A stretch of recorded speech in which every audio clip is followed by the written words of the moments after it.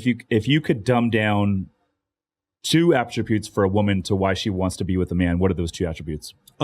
Just 2. Just 2. It's tough because, like I said, there's 237. It's like and that's what I'm curious. What are the top 2? Here's the issue. It is because for me in dating a woman, it comes down to 2 things. Yeah. It's really simple: physical attraction, right? Yeah. And there's obviously like sex life and all that bubbles into the physical attraction. But number 2 is chill. Yes. Not crazy, That's just it. chill. That's all I want. It makes a lot of sense, right? But for women, I know women who specifically like very loud, short men who make lots of money. And I know some women who only date like really dumb guys named Kyler, who, you know what I'm saying? But what about for the majority of women? If you had dumbed it down 2 attributes, what would it be? Oh man, it's so hard to say this. I mean, I would probably say a high level of confidence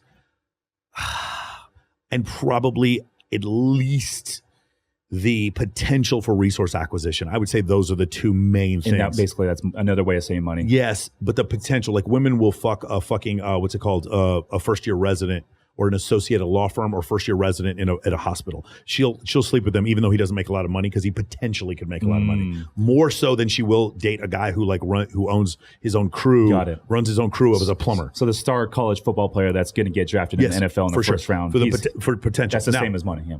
Here's the thing. I'll give you a caveat. When women are younger, it is jawline, V-shaped torso, and height. Okay. It is like physical attributes. When women are older, it's much more the ability to procure resources.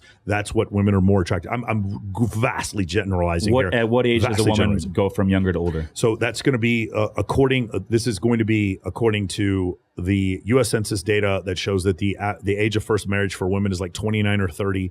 Rollo Tomasi calls it the epiphany phase, and also there's data showing like the drop off and when women have their levels of, they get fewer right swipes once they hit 28. It goes from like 23 to 25, they're at their peak. And by the time they're at 28, it just really levels off pretty low. Not pretty low. I mean, they're still getting hundreds of right swipes, but like not as many as they were before. So I'd say 28, 29, 30 is that point. What are 3 tips that, like, for the 33% that you mentioned of men out there that do not get laid in a given year, which is fucking crazy to me.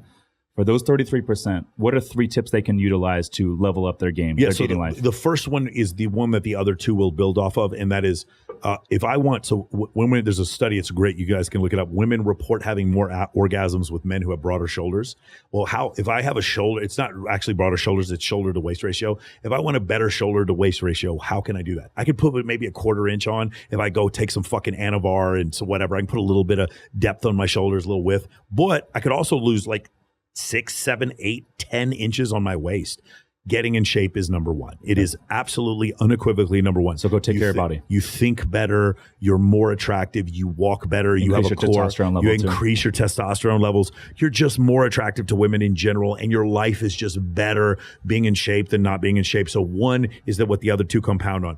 Number 2, the thing is, is that you are going to have to develop some level of competency, which will allow, like some core competency, which allows you then to be able to talk to women in a more confident manner. Now, for me, because I throw events, my core competency actually has me talk to women all the time anyway. But that level of core competency that you have, where you develop a level of charisma and confidence, that's the second thing. And the third thing is money. I mean, it's just going to be money. Like it's unfortunate. It's becoming even more money than it was before. When you see Rihanna, who's a billionaire, and her boyfriend's a billionaire before her current boyfriend, she was dating a billionaire. You just understand. It's funny. As men garner more wealth, the difference between them and their wife's age increases. However, as women garner more wealth, the wealth that is required of their partner increases as well. It's the opposite of what you think. You would think wealthy women would want poor men. It is quite the opposite. Wealthy women want men wealthier than them. That's essentially what happens. Tall women, you think taller women would want shorter men. Taller women want men even taller than they are. And where would you throw like a social media presence in those 3?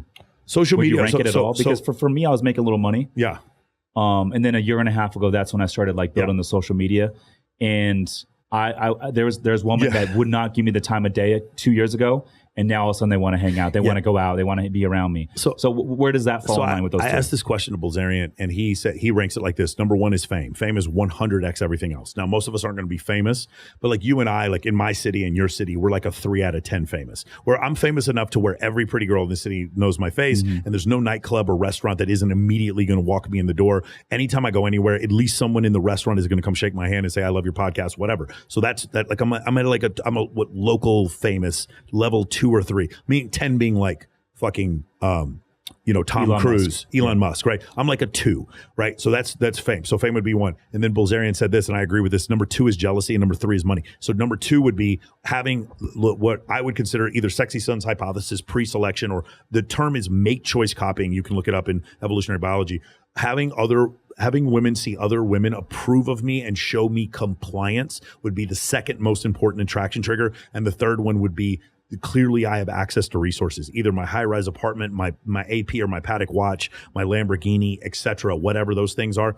That would be the third thing. But fitness comes before any of those 3 things. That's what I would tell you. From a woman's standpoint, this is from a man who's like had sex with 2,000 women. When he expresses what is the thing that causes women to want to have sex with him, it goes fame first, so like your social status. Mm-hmm. Number 2 would be jealousy, so pre-selection. And number 3 would be access to resources. Money. Michael, it's been a pleasure, man. Where can folks learn more about your program if they want to join and figure out how to level up their dating life? Yeah, so you can go to Michael Sartain on Instagram. That's the easy place to find me. Ironically enough, my program is not a dating program. It is about increasing your status. So you get better people on your podcast. So you have better vendors that work with your company so that you're able to network better and get better employees or become a better, get a job at a better company. And in addition to that, as your status increases, women find you outrageously more attractive. So as a byproduct of my program, guys end up meeting we've had some MOA marriages. Shout out to Pear and Deborah. They just got married. We have some guys join the program, meet the girl of their dreams and end up getting married. And we have some guys that are just like, I just want to bang 20 girls this year. I just went through a divorce. Fuck this shit. I just want to fuck a bunch of women. And I'm like, all right, I can help you with that. My job is to make you higher status and more attractive. My job is in my course is to give you higher sexual selection and higher status, period. We do whatever it takes in order to do that. And we do this using a scientific method. That book says The Evolution of Desire by Dr. David Buss. This book right here, it describes this concept of evolutionary psychology from the 1970s when it first started. It used to be called sociobiology. Those concepts describe why women are attracted to men and why they go back to the ancestral period and describe it very, very articulately.